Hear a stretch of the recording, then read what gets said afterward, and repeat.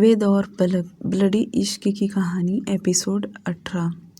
कुछ देर बाद पलक वहीं फिर पहुंची जहां वह वेद के साथ 3 से 4 दिन रही थी।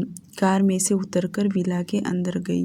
वेद तो इस वक्त अपने कमरे में था और वह डैनियल के साथ किसी प्रोजेक्ट के रिगार्डिंग बात कर रहा था और उसे आज ही मुंबई के लिए निकलना था।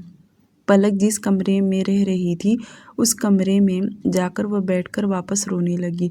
वह अपने पापा, अपनी मम्मी, अपनी दादी के कहे हुए शब्दों को रिपीट याद कर रही थी और जितना वह याद कर रही थी उतना ही वह रोए जा रही थी। वेद थोड़ी देर बाद नीचे आया। सबसे पहले उसने डिनर किया तो वहीं शेफ पलक के लिए खाना उसके कमरे में लेकर गया, पर पलक ने साफ मना कर दी, बल्कि उसने तो खाने के तरफ नज़र भी उठाकर नहीं देखी। वेद को आधे घंटे में मुंबई के लिए रवाना होना था। उसने अपनी आंखों से टाइगर को इशारा किया। टाइगर पलक के कमरे में गया और शांत आवाज़ में कहा, रेडी हो जाओ, हमें यहाँ से निकलना है। टाइगर बोलकर कमरे से बाहर निकल गया। पलक ने उसकी बातों को ज़्यादा सीरियस नहीं ली। वह जैसी बैठी थी वैसे ही बैठी रही। जैसे तैसे करके आधा घंटा बीत गया। थोड़ी देर में उसकी पर्सनल जेट वहां आकर खड़ी हो गई। वेद बाहर गार्डन में ही खड़ा था, बल्कि उसके सारे गार्ड्स खड़े थे, पर पलक अभी तक बाहर नहीं निकली। जो देखकर वेद टाइगर की तरफ देखा। वह कुछ कहता उससे पहले टाइगर पलक को बुलाने वापस उसके कमरे में गया। टाइगर इस बार थोड़ी तेज आवाज़ में कहा, क्या तुम्हें सुनाई नहीं दे रहा? जल्दी चलो, हमें निकलना है। बॉस को लेट बिल्कुल भी पसंद नहीं। पलक अब जाकर टाइगर के तरफ देखी। उसकी आंखों में आंसू अभी भी था। वह गुस्से में देखकर वापस अपनी नज़रें फेर ली। उसकी ऐसी हरकत देखकर टाइगर अपना एक हाथ अपने बालों में फेरा, क्योंकि वह भी अपने आप को शांत कर रहा था। अगर उसकी जगह कोई लड़का होता तो वह अब तक न जाने क्या कुछ सुना देता, पर लड़की होने के नाते वह अपने आप को कंट्रोल कर रहा था। टाइगर का गुस्सा होना जाहिर सी बात है, आखिर है तो वेद का राइट हैंड, तो गुस्सा उसके नाक पर ही रहेगा। टाइगर इस बार अपने बॉस का नाम लेकर उसे वार्निंग देते हुए कहा, तुम चलोगी या मैं बॉस को बुलाकर लाऊं? मुझे कहीं नहीं जाना। जब मैं कुछ कह नहीं रही हूँ तो क्या तुम्हें समझ में नहीं आ रहा? नहीं समझ में आ रहा। अब मुझे समझाओ। यह आवाज़ सुनकर दोनों दरवाजे की तरफ देखे, क्योंकि यह कोई और नहीं बल्कि वेद की आवाज़ थी और उसे देखकर टाइगर साइड हो गया। पलक को अब कोई फर्क नहीं पड़ रहा था, जैसे कि उसका सारा डर बाहर निकल गया हो। सब उसके लिए एक समान हो गए हो। कौन वेद, कौन टाइगर, कौन डॉन, उसके लिए कोई मायने नहीं था, क्योंकि जिस रिश्तों के लिए वह इतनी डर रही थी, बचा रही थी, आज सब कुछ उसका दांव पर लग गया था। यूँ कहा जाए तो सब उससे छूट गया, तो अब उसे किसके लिए डर, क्या खौफ रहेगा? और यह जो कुछ हुआ है वह सब वेद के वजह से हुआ था, तो भला अब वह उससे क्यों डरेगी? आखिर उसे जितना बर्बाद करना था उसने कर ही दिया, अब बचा ही क्या था? पलक जैसे बैठी थी वैसे ही बैठी रही। वेद अपने दोनों हाथ जेब पॉकेट में डाले खड़ा था। टाइगर तुरंत बाहर चला गया। वेद चलते हुए पलक के सामने जाकर खड़ा हो गया और सख्त आवाज़ में कहा, मेरे पास सिर्फ 18 मिनट है। वैसे भी तुम्हें तैयार होने की कोई ज़रूरत नहीं है। अब तुम चलो, क्योंकि मैं टाइगर नहीं हूँ जो तुम्हें एक बात दूसरी तीसरी बार रिपीट करूँ। इतना बोलकर वेद आगे जाने लगा। पलक जो इतनी देर से रो रही थी अब वह शांत हो गई और वेद को ध्यान से देखने लगी। वह भी जोर से बोली, आखिर मेरी गलती क्या है?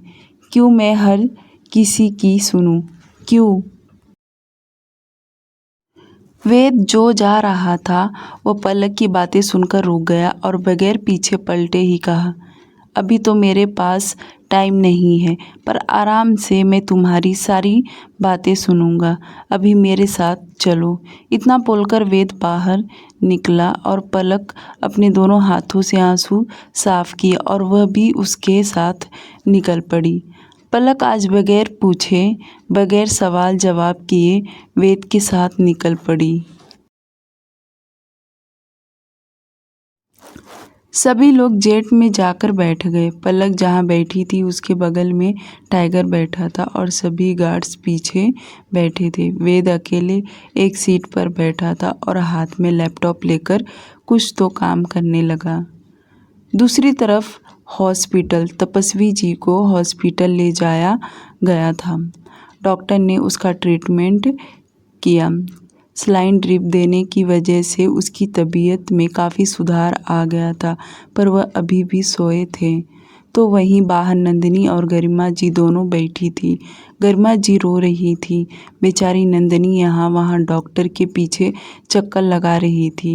बगैर खाए पिए सुबह से नंदिनी भी थक चुकी थी और उसने डॉक्टर जाकर पूछी कि उसके पापा को कब डिस्चार्ज मिलेगा, तो डॉक्टर ने साफ साफ कहा कि कल उन्हें डिस्चार्ज मिल जाएगा। नंदिनी ने हॉस्पिटल के कैंटीन से अपने लिए और अपनी मम्मी के लिए कुछ खाने के लिए लेकर आई, क्योंकि सुबह से वे दोनों माँ बेटी कुछ भी खाई नहीं थी। गरिमा जी कुछ भी खाना नहीं चाहती थी, पर नंदिनी बहुत जिद करने लगी। वह रिक्वेस्ट करते हुए बोली, मम्मी अगर आपने खाना नहीं खाया तो आप भी पापा की जैसी बीमार पड़ जाएंगी, फिर मैं किस किस का ध्यान रखूंगी। घर पर दादी अकेली हैं। क्या आप चाहती हैं कि मैं अकेली परेशान हो जाऊं?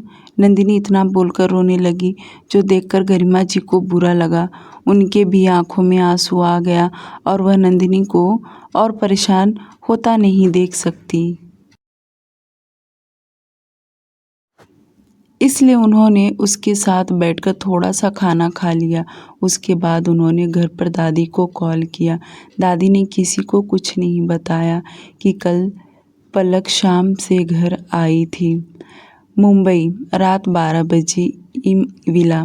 फाइनली 12 बजे तक सभी लोग विला पहुंच गए थे। पलक ने जैसे ही विला के अंदर कदम रखी कि उसकी नज़र चारों तरफ जाने लगा, क्योंकि वह पहली बार अपना गांव छोड़कर बाहर निकली थी। आज वह अपना गांव ही नहीं बल्कि दूसरे शहर में आ गई थी। मुंबई उसने सिर्फ नाम सुना था, पर आज वह पहली बार देख रही थी। यह विला रात में इतना चमक रहा था तो मानो दिन में कैसा दिखता होगा। वे तो फटाफट अंदर चला गया। वहीं सभी गार्ड्स बाहर खड़े थे और टाइगर के साथ पलक अंदर जाने लगी। वेद सीढ़ियों से चढ़ते हुए ऊपर अपने कमरे में आया। वह अपने कमरे में आकर रिलैक्स फील करने लगा, तो वहीं नीचे वेद पलक को गेस्ट रूम में लेकर गया। पलक कमरे को ध्यान से देख रही थी, बल्कि वहाँ के बेड, वहाँ के रखे हुए सभी चीज़ों को बड़े गौर से देखने लगी। इसके पहले वह जिस विला में थी वह विला बहुत पुराना था। वहाँ की चीज़ें काफ़ी पुरानी हो चुकी थी, जिसे देखकर ही समझ में आ रहा था कि यह काफ़ी वक्त से बंद था। पर यह विला तो एकदम लग्जरियस थी। यहाँ के सभी चीज़ बहुत ही एक्सपेंसिव थे। पलक ने तो ऐसा देखी भी नहीं थी। पहले तो वह अपने कमरे को गौर से देखी, यहाँ तक कि सभी चीज़ों को देख लिए कुछ चीज़ तो वह उठा उठा कर देख रही थी। पलक चुपचाप जाकर बेड पर बैठ गई और एक बार फिर से वह अपने घर वालों के बारे में सोचने लगी। तभी उसे याद आया कि उसके पास पहनने के लिए कपड़े नहीं हैं। हाँ, इसके पहले जहाँ थी वहाँ पर उसके 2-3 कपड़े तो थे, पर यहाँ पर तो उसके एक भी नहीं है। पलक सुबह से रो रो कर थक चुकी थी और अब उसके सिर में दर्द भी होने लगा। धीरे धीरे उसकी आंखें झपकने लगी और न जाने कब वह मखमली बेड पर सो गई। वेद अपने कमरे में था। सबसे पहले वह फ्रेश हुआ, उसके बाद उसे डैनियल को कॉल किया और उससे मिलने के लिए वह रात के 2 बजे निकल गया, क्योंकि बहुत बड़ी प्रोजेक्ट के लिए डैनियल ने उसे बुलाया था, जिसकी वजह से वेद को वहाँ से यहाँ आना पड़ा। वह तो सुबह में ही आ गया होता, पर पलक की वजह से उसका पूरा दिन बर्बाद हो गया। अगली सुबह जब पलक सोकर उठी तो वह अपने कमरे से बाहर निकली, क्योंकि उसके पास पहनने के लिए कपड़े नहीं थे। जब वह बाहर आई तो उसे एक नहीं बल्कि कई सारे हाउसकीपिंग दिखाई दिए और जगह जगह पर गार्ड्स खड़े थे, जो एकदम से डिसिप्लिन में थे, और एक भी गार्ड्स कमज़ोर नहीं बल्कि हट्टे-कट्टे पहलवान दिख रहे थे। पलक तो कई देर तक उन लोगों को ही देखती रही, पर उनमें से किसी ने पलक से कुछ नहीं कहा, क्योंकि सबको पता था कि उसके बॉस ने उसको यहाँ लेकर आए हैं, तो भला किसकी हिम्मत हो सकती है उससे सवाल जवाब करने की। पलक चारों तरफ नज़र फेर रही थी, पर उसे टाइगर कहीं दिखाई नहीं दिया। वेद तो उसे हर जगह दिखता नहीं, काम से काम उसका बॉडीगार्ड तो दिखे, पर उसे टाइगर भी दिख नहीं रहा था। पलक चुपचाप खड़ी थी, क्योंकि यहाँ सबके सब नए उसे दिखाई दे रहे थे। कुछ लोगों को उसने पहले भी देखी थी, पर उसने बात नहीं की, जिसकी वजह से वह चुपचाप खड़ी थी। उसे लगा कि शायद टाइगर अभी आएगा। ऐसे ही 10 से 15 मिनट बीत गया, पर उसे टाइगर दिखा नहीं। अब वह मन ही मन सोचने लगी, क्या करूं, किससे पूछूं? अब तो 9 बजने वाला है और मैं अभी तक फ्रेश भी नहीं हुई। क्या करूं? पलक अपने ही ख्यालों में थी कि तभी उसके सामने एक आदमी आकर खड़ा हुआ, जो दिखने में बहुत ही उम्र का दिख रहा था। वह आदमी बड़े प्यार से उससे पूछा, तुम्हारा नाम पलक है ना? टाइगर ने तुम्हारे बारे में सब कुछ बता दिया है। मैं तुम्हारे लिए कपड़े लेने गया था। तुम्हारे कपड़े आ गए हैं। अगर तुम्हें किसी चीज़ की कमी हो तो हमें बता देना। तुम जब तक फ्रेश हो जाओ मैं तुम्हारे लिए नाश्ता लगवा देता हूँ। वह आदमी बड़े प्यार से पलक के साथ बातें कर रहा था। अब जाकर कहीं उसे अच्छा लगा और पलक भी अपना सिर हाँ में हिलाते हुए बोली, आपका नाम क्या है? मेरा नाम पवन कुमार है। मैं यहाँ करीब 11 साल से काम कर रहा हूँ। इस विला में 1 रुपये का सामान हो या 1 लाख का, मैं ही लेकर आता हूँ। मेरे सिवाय यहाँ किसी को कोई भी सामान अंदर लाने का परमिशन नहीं है। ये सुन पलक मन ही मन खुद से बोली, बाप रे बाप, पूछा था इन्होंने तो अपना बायोडेटा ही बताने लगे। पलक सारी बातें सुन रही थी और मुस्कुराने लगी, और वह रुकना नहीं चाहती थी, इसलिए वह आगे बोली, क्या मैं जाऊं फ्रेश होने? यह सुन पवन बोला, यस मैम, प्लीज़ आप जाइए, जल्दी से रेडी हो जाइए।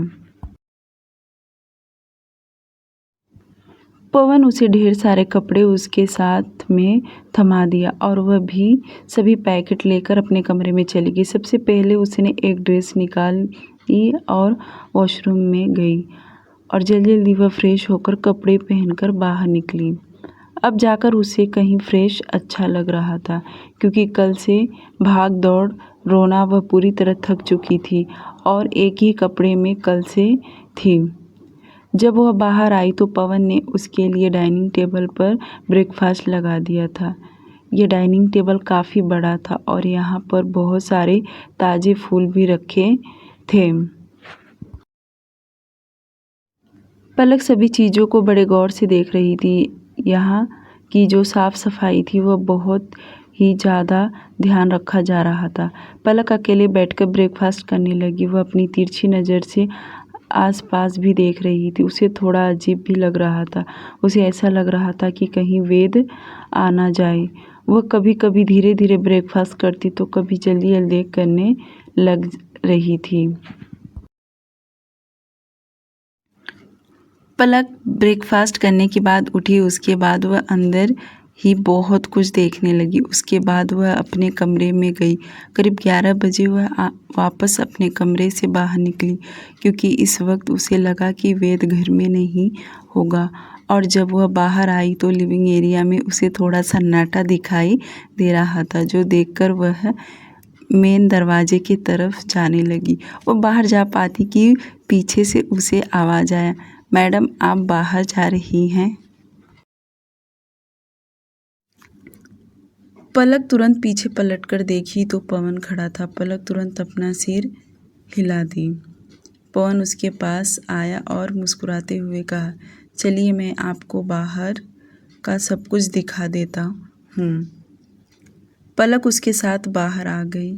पवन ने सबसे पहले उसे स्विमिंग पूल के पास लेकर गया और उसे सब कुछ यहाँ का बताते भी जा रहा था।